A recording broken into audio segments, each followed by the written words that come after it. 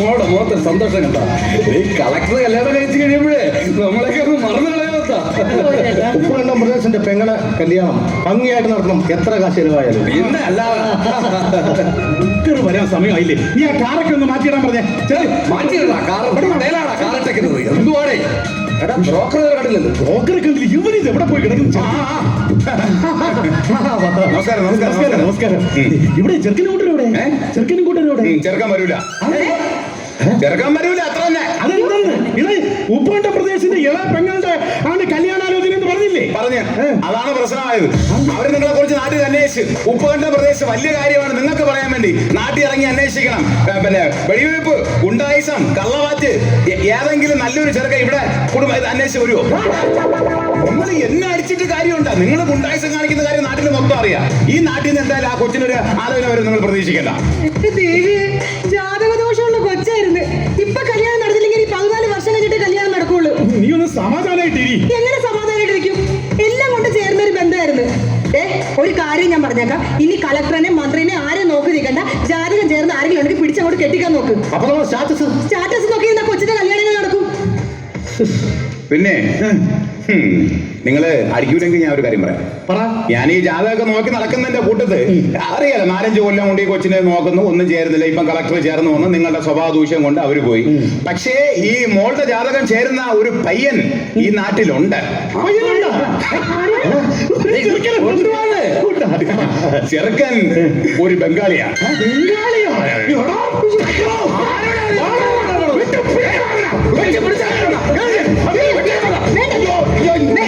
എന്നെ കൊന്നിട്ട് കാര്യമില്ല. നിങ്ങൾ എന്താണ് പറഞ്ഞത്? നിങ്ങൾക്ക് കാശ് പ്രശ്നമില്ല എന്ന് പറഞ്ഞു, ആള് പ്രശ്നമില്ലെന്ന് പറഞ്ഞു, ജാതകം ചേരണമെന്ന് പറഞ്ഞു. ഞാൻ പറഞ്ഞു ഒരു പയ്യനുണ്ട്, അവൻ ബംഗാളിയായി പോയതിന് എന്താണ് തെറ്റ്? കണ്ണി കണ്ട ബംഗാളികൾക്കൊന്നും ഞങ്ങളുടെ കൊച്ചിനെ പിടിച്ചു കൊടുക്കാൻ പറ്റത്തില്ല. അതുമല്ല, ഈ ബംഗാളിക്ക് നമ്മൾ മലയാളത്തിൽ പറഞ്ഞ പോലെ മനസ്സിലാവോ? ഒരു ബംഗാളിയെ കെട്ടിച്ചു കൊടുത്തല്ലേ ഞങ്ങൾ നാട്ടുകാരെ മൂത്തേന്ന് പോടാ. അല്ല, നിങ്ങൾ അതിനെ കുറിച്ച് ടെൻഷൻ അടിക്കണ്ട. എനിക്കറിയാന്നുള്ള ഈ ജാതകം നോക്കിയ ചെറുക്കനെ അങ്ങനെ വലിയ ബംഗാളി ലുക്കൊന്നുമല്ല. അത്യാവശ്യം കാണാൻ ഒരു മലയാളി ലുക്കാണ്. പിന്നെ അവൻ നല്ലവണ്ണം മലയാളം പറയുകയും ചെയ്യും. പറയൂല്ലേ? മലയാളം പറയൂ? മലയാളം പറയും, അത്യാവശ്യം പറയും. നിങ്ങളൊന്ന് ആലോചിച്ച് നോക്ക്. ആലോചിച്ചിട്ട് പറഞ്ഞാൽ മതി. അവനെ നടക്കണേ, അവനെ പറ്റിച്ച് കുറച്ച് പൈസ എങ്ങനെയെങ്കിലും ഈ കല്യാണം അങ്ങനെയാണെങ്കിൽ നമുക്കത് ആലോചിക്കാം. അതാണ് ചെറുക്കൻ മലയാളത്തിലൊക്കെ ഇത് സൂപ്പറായിട്ട് സംസാരിക്കുന്നത്, സൂപ്പറായിട്ട് സംസാരിക്കും. അപ്പൊ ഞങ്ങള് അതറിയാൻ വേണ്ടി മലയാളത്തില് ചില കാര്യങ്ങളൊക്കെ അവരോട് ചോദിക്കും. അതൊന്നും വിഷയമുള്ള കേസല്ല. എന്നാലും പിന്നെ നിങ്ങൾ എന്തായിരിക്കും ചോദിക്കുന്നത്? നമ്മളെ നാട്ടടപ്പനുസരിച്ച് എന്താ പേര്, എവിടെയാ സ്ഥലം, വീട്ടിൽ ആരൊക്കെ ഉണ്ട്, അത് ചോദിക്കണമല്ലോ. നമ്മൾ ഒരാളെ കുടുംബത്തിലോട്ട് കയറി വരുമ്പോ ഇതൊക്കെ ഡീറ്റെയിൽസ് ചോദിക്കണം. അത് മര്യാദ. പിന്നെ ഈ കല്യാണത്തിന് എത്ര പേര് വരുമെന്ന് നമുക്ക് അറിയണമല്ലോ. കാരണം VIP-കളോ മന്ത്രിമാരോ സെലിബ്രിറ്റി ഒക്കെ വന്ന് നമുക്ക് ഫുഡ് അറേഞ്ച് ചെയ്യണം. ഫുഡ് എനിക്കാണ് പ്രദേശത്തിന്റെ വില കളയാൻ പറ്റുമോ? പിന്നെ ഞാനൊരു ഭ്രാന്തനാന്ന് അറിയാലോ. അത് നാട്ടുകാർക്ക് മൊത്തം അറിയാം ഭ്രാന്താണ്. അതല്ല, വണ്ടിഭ്രാന്തൻ. 5-6 ബുള്ളറ്റൊക്കെ ഉള്ള എനിക്ക്. അപ്പൊ ഞാൻ അവന് ഒരു ബുള്ളറ്റ് വാങ്ങിച്ചു കൊടുത്ത പൊന്നു പോലെ നോക്കുമെന്ന് എനിക്കറിയാം. ബുള്ളറ്റ് വാങ്ങിച്ചു കൊടുക്കാൻ പോകുന്നു. അത് ഞാൻ ചോദിക്കാം, അവൻ മറ്റു നോക്കുമല്ലോ. ഞാനൊരു ചോദ്യം ചോദിക്കും. എന്റെ കൊച്ചിന് ഉണക്കമീൻ ഭയങ്കര ഇഷ്ടമാണ്. ഞാൻ കുറച്ച് ഉണക്കമീൻ കൊടുത്തു വിടും. അത് എന്ത് ചെയ്യുമെന്ന് എനിക്കൊന്നും അറിയാം. അയ്യോ, ഇത് ഇങ്ങനെ നാത്തൂൻ എന്നൊക്കെ പറഞ്ഞ് ഇതൊക്കെ കണ്ടു പഠിക്കണം. ഈ സീരിയലിലേക്ക് എന്തുവാണ് കാണിക്കുന്നത്? ഇതാണ് സ്നേഹം. അതൊക്കെ പൊട്ട്. അപ്പൊ എന്ന് വരും? എന്ന് വരണം. അല്ല, ഒരു കാര്യം ചെയ്യാം. എന്തായാലും നിങ്ങൾ ഇന്ന് ഒരു ചെറുക്കനെ കാണാൻ വേണ്ടിയുള്ള സെറ്റപ്പ് ഒക്കെ ഉണ്ടാക്കി വെച്ചു. എല്ലാം ഒരുക്കി വെച്ചിരിക്കും. കൊച്ചു ഒരുങ്ങുകയും ചെയ്തു. മാറ്റി വെക്കണ്ട, ഇപ്പൊ തന്നെ വിളിച്ചോണ്ട് വരാം. പിന്നെ ഓക്കെ, അത് ഞാൻ അവളോട് പോയി പറയാം. അപ്പൊ ഒരു 10 മിനിറ്റ് ഇങ്ങോട്ട് കയറി വേടാ. ആവോടാ, ആവോ.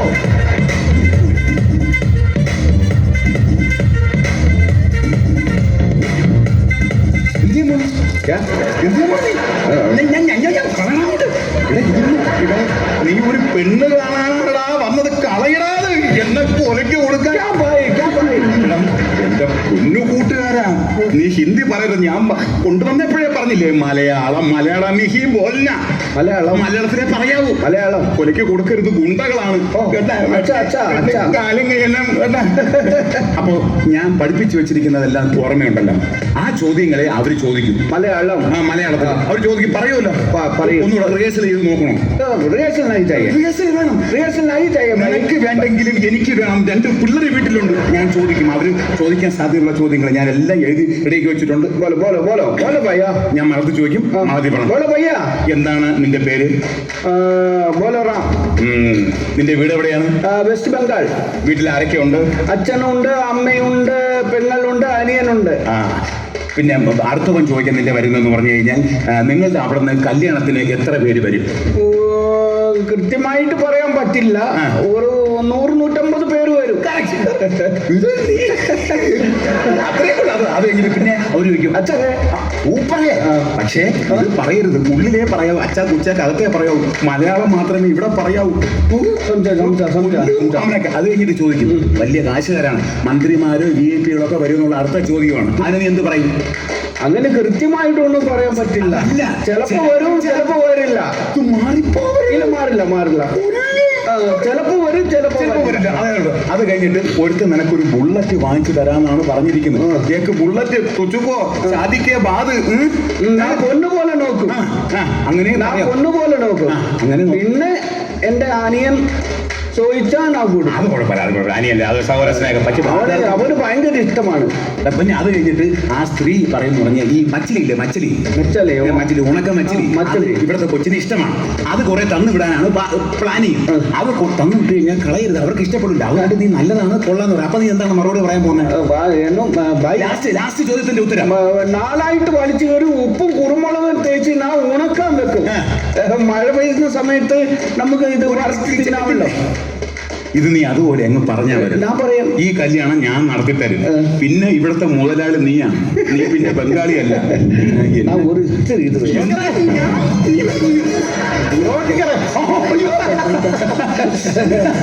നമസ്കാരം. ഞാൻ പറഞ്ഞില്ലേ ഒരു ബംഗാളിയുടെ എന്തെങ്കിലും ലുക്കുണ്ട്. മലയാളി. നമസ്കാരം. മലയാളത്തിലായി ഹിന്ദിയിലായാലും നമസ്കാരം തന്നെ അതല്ലേ?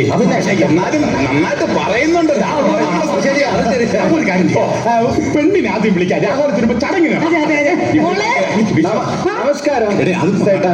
പറഞ്ഞു അത് മതി. പെണ്ണ് ഒരു ചായ ലേക്കർ ലടുക്കി ആയക ആക്രാന്തം നഹി കൺട്രോൾ. ചായ ആനയൊക്കെ തരും. ഓ বসে বসে ভাবি আমি সারাদিন কি করে মেটাবো তোমার বসে বসে ভাবি আমি সারাদিন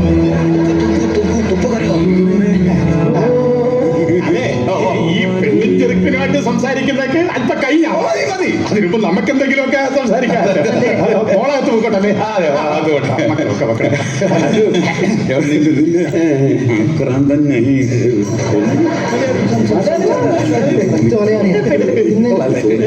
ഓർത്ത് വേണം പറഞ്ഞു. കാരണവശാലും ഹിന്ദി പറയരുത്.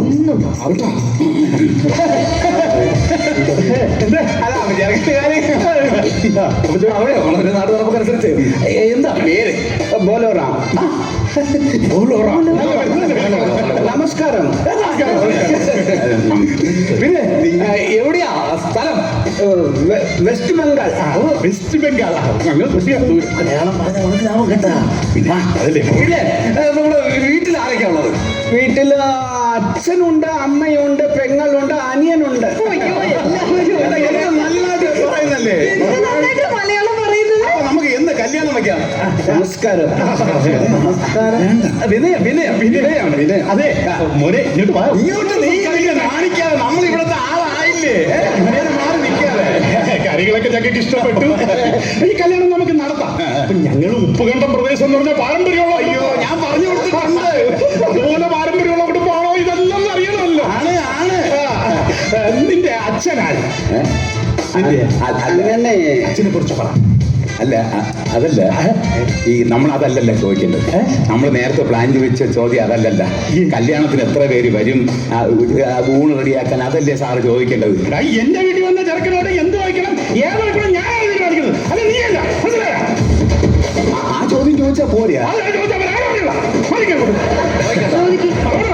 ഭഗവാനെ, ഇവൻ ഓർഡറിൽ ബോലോറാം. ഇത് കുളമാക്കൂല്ലേ മോനെ ബോലോറാം. ഇടാ എന്താ ചേട്ടാ? നിന്റെ അച്ഛനെ കുറിച്ച് പറ. അങ്ങനെ കൃത്യമായിട്ട് നമ്മൾക്ക് പറയാൻ പറ്റില്ല.